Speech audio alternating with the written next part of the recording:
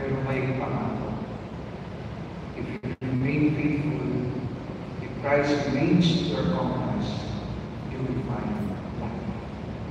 And this is perfectly lived out in schools. Because being a student, a teacher, an administrator today means facing countless moments where you have to choose between what is easy and what is right. Christ as compass means when cheating becomes normal, honesty becomes countercultural. When apathy is convenient, compassion becomes an act of courage. When society rewards shortcuts, integrity becomes a mission. When truth is distorted, choosing what is right becomes your weakness.